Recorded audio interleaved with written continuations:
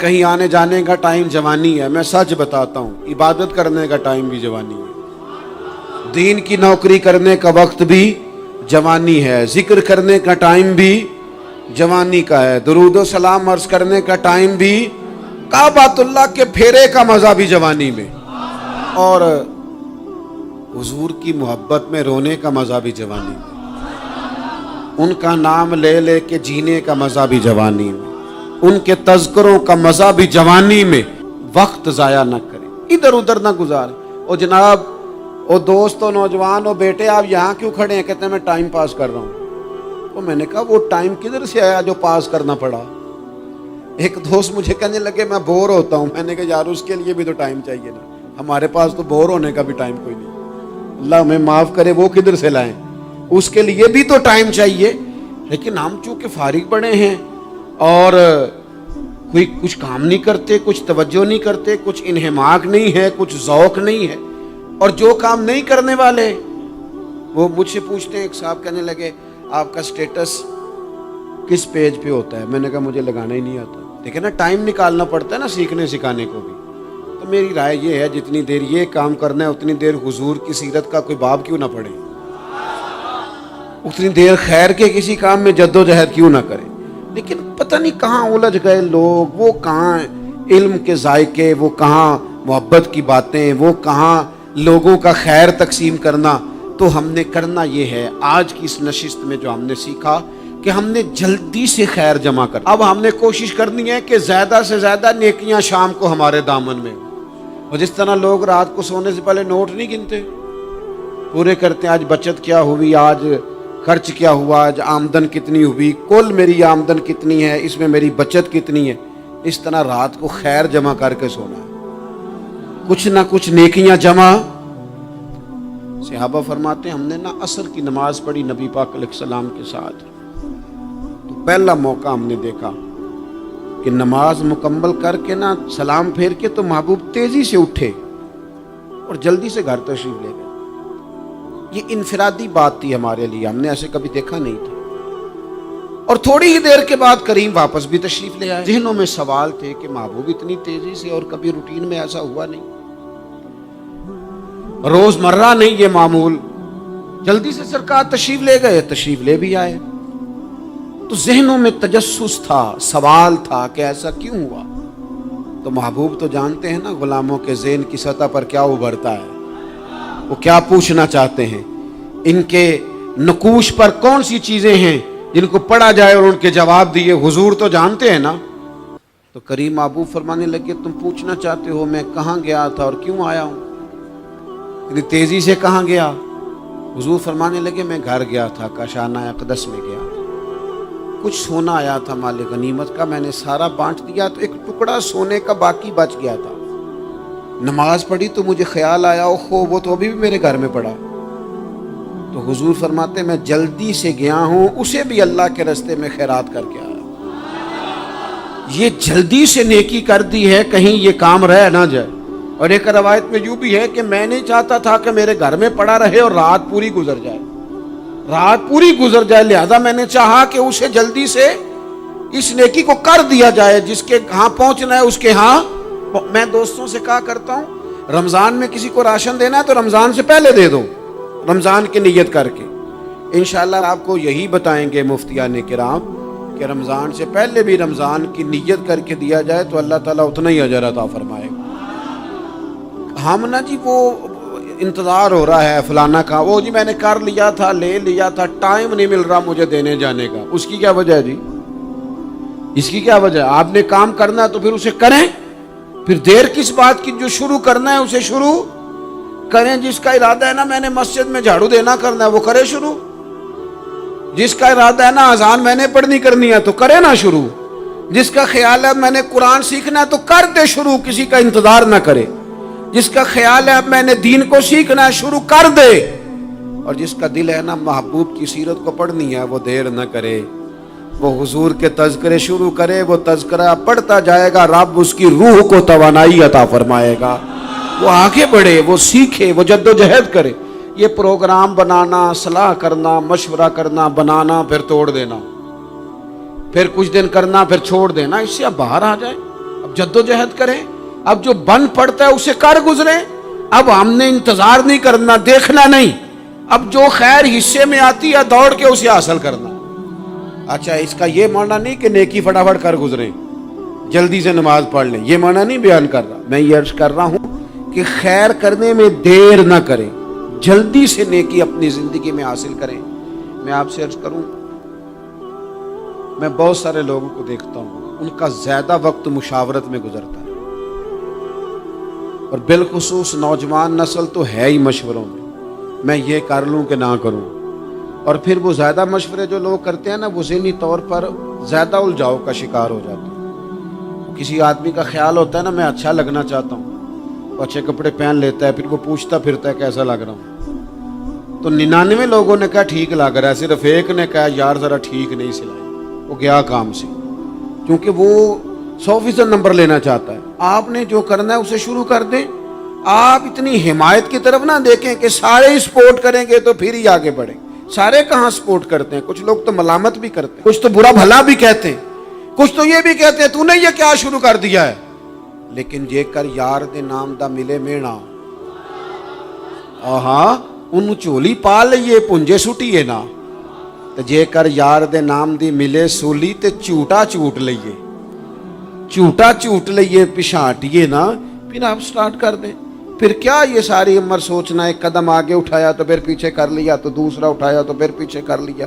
تو میرا ارادہ ہے, تو میرا پروگرام ہے, تو میں کروں گا. جو کرنا ہے اسے کریں, پھر اس کو سٹارٹ کریں. میں مشورہ کر رہا ہوں, بس کر دے مشورہ. جس سمت نکلنا ہے بس اللہ کا نام لے کے اٹھ باندھ کمر, کیوں ڈرتا ہے, پھر دیکھ خدا کیا کرتا ہے. اپنے اندر ہمت پیدا کریں, اپنے اندر جد و جہد کا مزاج پیدا کریں, اپنے آپ کو کسی کام لگائیں. اور میں آپ کو ذمہ داری سے کہتا ہوں, جو لوگ کام لگے ہوئے ہوتے ہیں نا, وہ ڈپریشن سے بچتے ہیں, ٹینشن سے بچتے ہیں, وسوسوں سے بچتے ہیں, برے خیالات سے بچتے ہیں, لوگوں کے بارے میں بدگمانیوں سے بچتے ہیں, بدگمانیوں سے بچتے ہیں. ان کا ذہن آہستہ آہستہ مثبت کاز کی طرف بڑھتا ہے, ان کا وجود نفع بخش ہو جاتا ہے, وہ کچھ فائدہ کر پاتے ہیں اپنا, ملت کا, قوم کا. ضائع نہ کریں اپنے آپ کو. ہمیں اللہ کے قرآن نے کہا ہے کہ تم نیکیوں میں ایک دوسرے سے آگے نکل جاؤ. قرآن مجید کہتا ہے دوڑ لگاؤ, ایک دوسرے سے آگے نکلو, ضرور نکلو, لیکن فرمایا فاستبقوا الخیرات, نیکیوں میں ایک دوسرے سے آگے نکل جاؤ. بس تم نیکیوں میں نکل جاؤ آگے, خیر کے کاموں میں, حسنات میں آگے نکل جاؤ ایک دوسرے سے. اس کے لیے جلدی دکھاؤ, جلدی سے کوئی نیکی تمہارے ہاتھ آتی ہے اسے کر گزرو. ساری زندگی ارادے اور منصوبے نہ بناتے رہو, خیر کٹھی کرو, جد و جہد کرو. ایک تو ہم سب جانتے ہیں کہ وقت کب آ جائے گا اس کا پتہ کوئی نہیں. خدا نخواستہ صحت کب ساتھ چھوڑ جائے گی اس کی خبر کوئی نہیں. اعصاب کب کمزور ہو جائیں گے جانتے نہیں. کس وقت زندگی میں کون سا موڑ آ جائے گا سمجھ نہیں آتی. صحت, حافظہ, کس وقت کس سمت نکل جائے گا پتہ نہیں چلتا. تو ہمیں حکم دیا گیا کہ تم جلدی کرو, اور نبی پاک علیہ السلام نے صراحت اور وضاحت کے ساتھ فرمایا کہ غنیمت سمجھ لو, غنیمت, غنیمت سمجھ لو. اگر تمہارے پاس فرصت ہے تو ایسا نہ ہو کہ مصروف ہو جاؤ. غنیمت جان لو, اگر صحت ہے تو ایسا نہ ہو بیمار ہو جاؤ.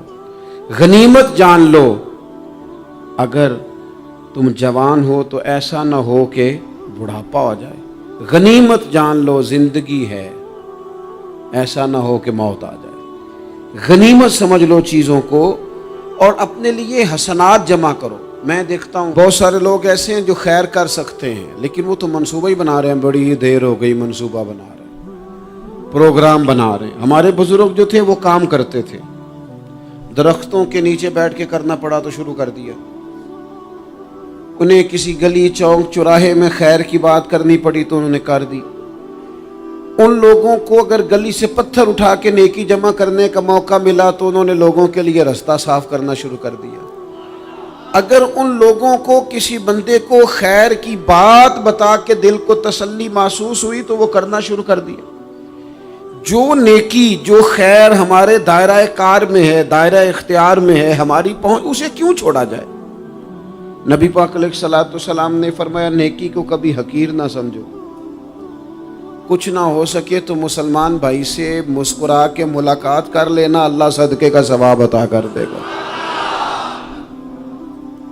آپ نے کافی ساری ماشاءاللہ سبحان اللہ کہی ہے، پر یہ مسکرا کے ملنا آج کل مشکل ہو گیا یہ کام، کیونکہ یہ دور ہے ناراض لوگوں کا دور. اس میں ہر کوئی کسی نہ کسی سے ناراض ہے، تو مل تو لیتے ہیں، مسکرا کے نہیں ملتے. ملاقاتیں تو ہو جاتی ہیں، لوگ تو ہر روز ایک دوسرے سے ملتے ہیں، پر یہ دل کم ہی کسی سے ملتے ہیں. ملتے ہیں لوگ پر ملتے. زندگی میں وہ عجیب لمحہ تھا، وہ میرے ساتھ تھا پر میں تنہا تھا. لوگ ملتے ہیں پر ملنے کو تیار. حضور نے فرمایا نیکی کو حقیر نہ سمجھو، کچھ نہ ہو سکے تو ذرا مسکرا کے مل لینا. کیا معنی ہے؟ کسی سے ملنا تو راضی ہو کے ملنا. یہ جو مزاجوں میں گھٹن ہے تبھی، اور بلا وجہ کی ہے بعض جگہوں پہ، کوئی اس کا کوئی شرعی پس منظر نہیں، کچھ نہیں، بلا وجہ.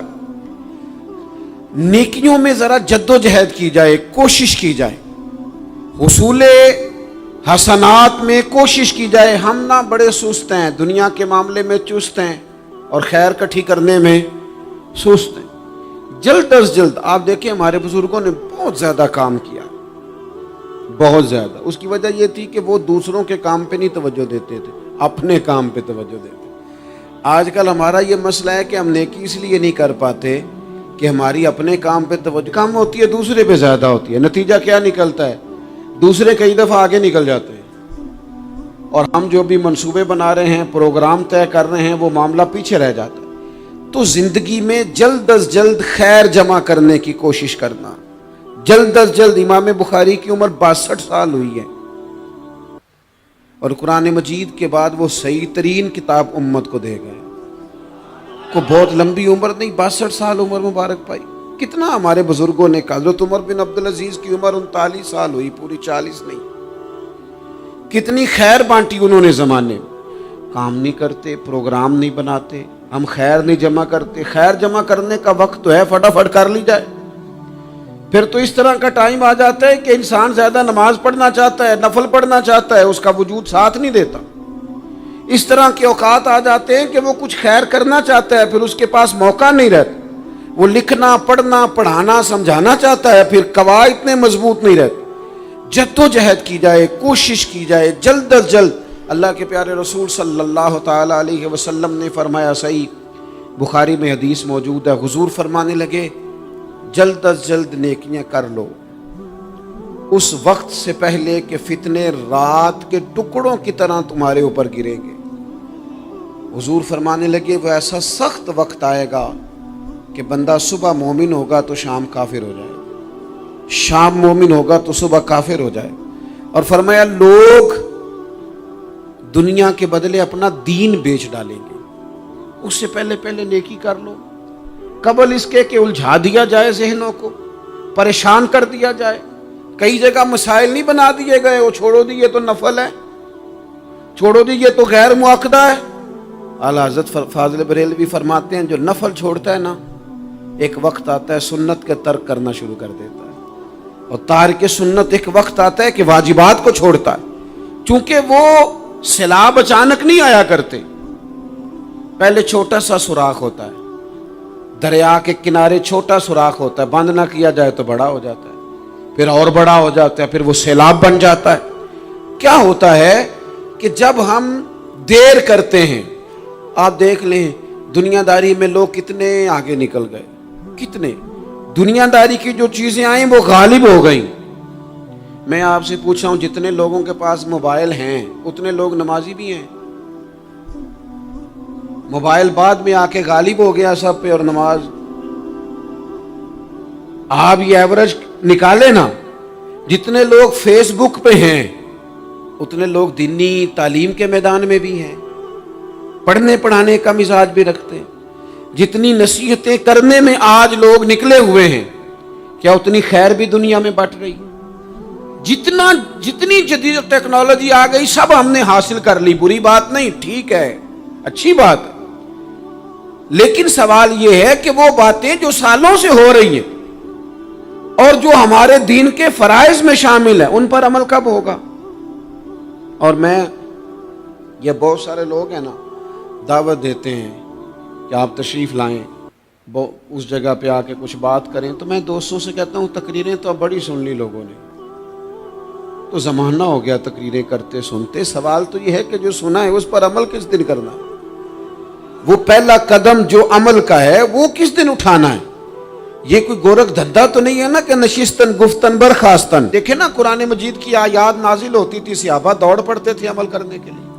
لن تنالوا البر حتى تنفقوا مما تحبون، تم بھلائی کو نہیں پہنچو گے جب تک اپنی پیاری چیز خرچ نہ کرو۔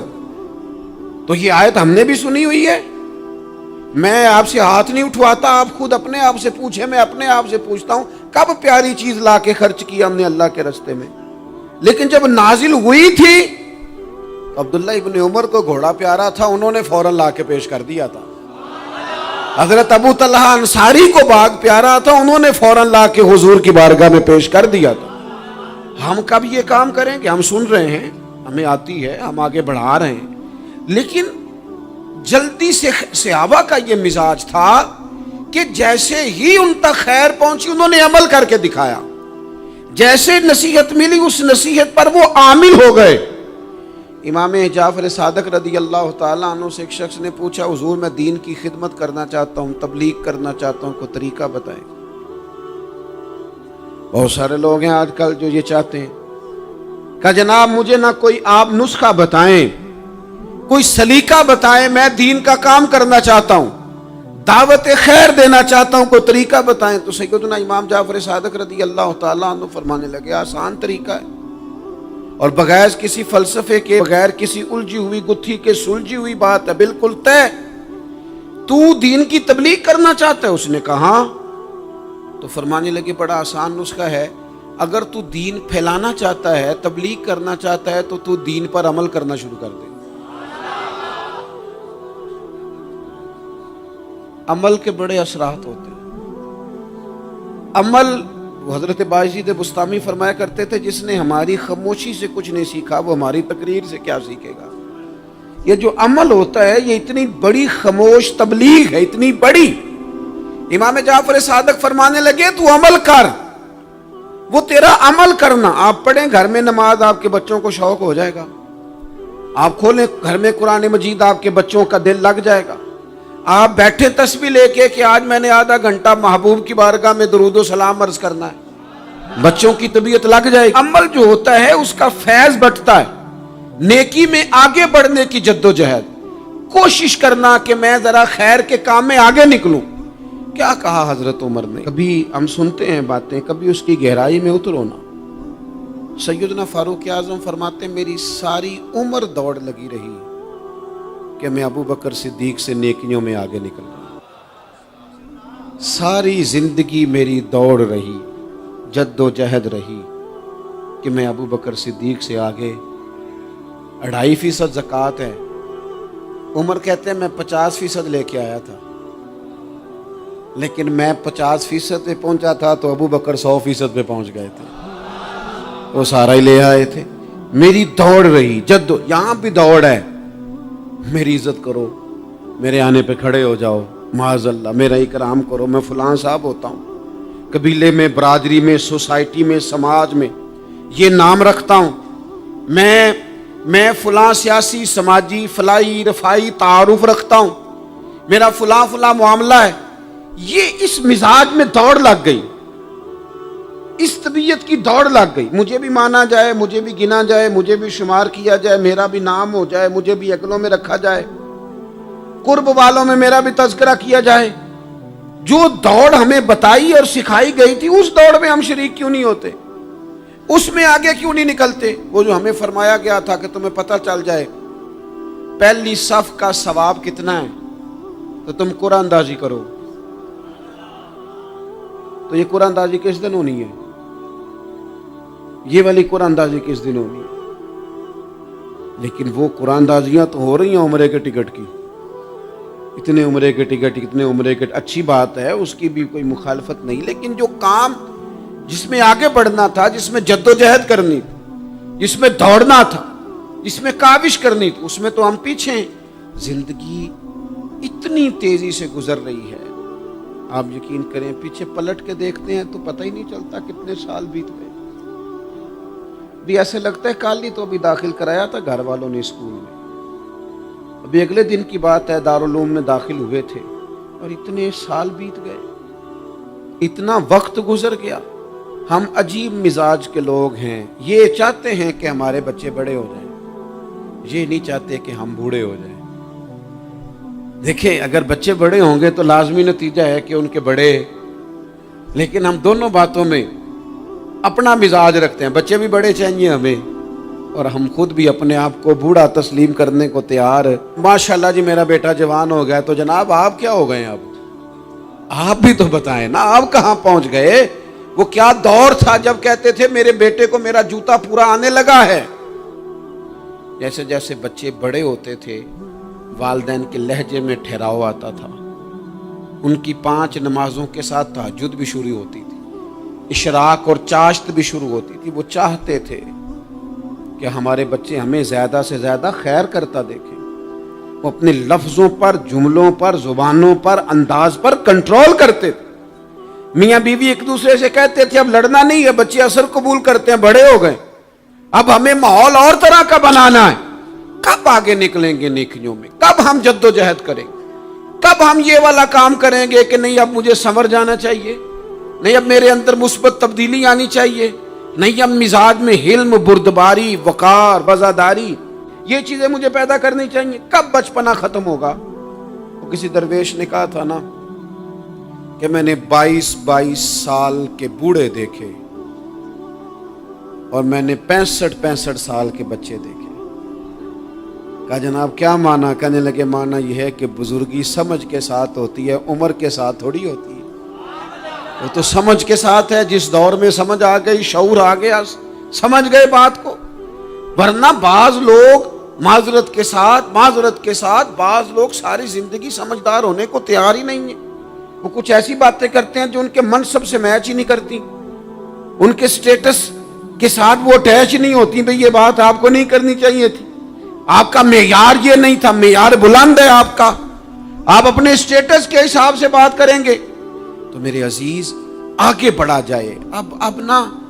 اب تو کئی ہمارے کلاس فیلو چلے گئے، کئی ساتھ رہنے والے چلے گئے، کئیوں کو ہم دیکھتے ہیں وہ کہتے ہیں یار مہینوں ہو گئے چارپائی پہ پڑے، ملاقاتیں ادھوری رہ گئی ہیں، کئی باتیں ضروری رہ گئی ہیں، کئی لوگ رخصت ہو گئے، تو کیا ہم کب کس وقت ہم عبرت پکڑے؟ بس چپ کر کے جنازہ پڑھ کے آ گئے کہ صرف اسی کا ہونا تھا، قبر پہ فاتحہ پڑھ کے آ گئے کہ صرف اسی کو دفن ہونا تھا، کسی کی کل خانی میں چہلوں میں شرکت کر کے آ گئے، کسی کی ہونی تھی میری ہونی نہیں ہے۔ اپنے اعمال میں پختگی لائی جائے، آگے بڑھا جائے۔ حضرت جابر ابن عبداللہ رضی اللہ تعالیٰ عنہ فرماتے میں نے میدان احد میں ایک صحابی کو دیکھا کھجور کھا رہے تھے۔ کتنا ٹائم لگتا ہے کھجور کھانے میں؟ گوشت کی بھری ہوئی پلیٹ نہیں تھی ان کے سامنے کہ ساری خالی ہونے میں دیر لگے گی، کھجور کھا رہے تھے، بخاری شریف ہے۔ اور کھجور کھاتے کھاتے کریم محبوب علیہ السلام کی عالی مرتبت بارگاہ میں عرض گزار ہوئے یا رسول اللہ اگر آج میں شہید ہو جاؤں تو کہاں جاؤں گا؟ تو حضور نے فرمایا جنت میں۔ حضرت جابر ابن عبداللہ فرماتے ہیں وہ بات انہوں نے سنی تو وہ جو کھجور کھا رہے تھے وہ باقی کے منہ سے نکال دی۔ کیا معنی؟ کہیں کھجور کھاتے کھاتے دیر نہ ہو جائے، کہیں دیر نہ ہو جائے۔ وہ کھجور نکال دی اور میدان میں اترے اور وہ لڑے اور انہوں نے جد و جہد کی اور وہ اسلام کا نام لے کر ڈٹ گئے، رسول اللہ صلی اللہ تعالی علیہ وسلم کے پیغام پر کھڑے ہو گئے، اللہ نے انہیں شہادت عطا کر دی۔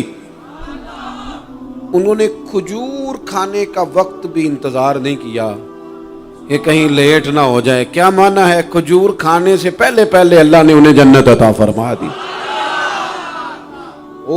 ہمارا تو جناب وہ میرا پروگرام بن گیا، بس میں حج کر رہا ہوں، پھر اس کے بعد میں نے ولی اللہ ہو جانا۔ بھائی یہ بچوں کی شادی ہو جائے، تھوڑے سے کام ہے، میں پھر مسجد میں ہی ہوں. بھائی دلی تو بڑی دور ہے، دلی دور است. یہ آپ جو باتیں سنا رہے ہیں یہ تو لمبی ساری بات ہے. یہ تو کام شروع کر دینا چاہیے تھا، اس پر تو عمل شروع کر دینا. روکا کس نے؟ آپ بچوں کے بیاہ بھی کریں لیکن ساتھ حضور کی بارگاہ میں درود و سلام بھی پیش کریں.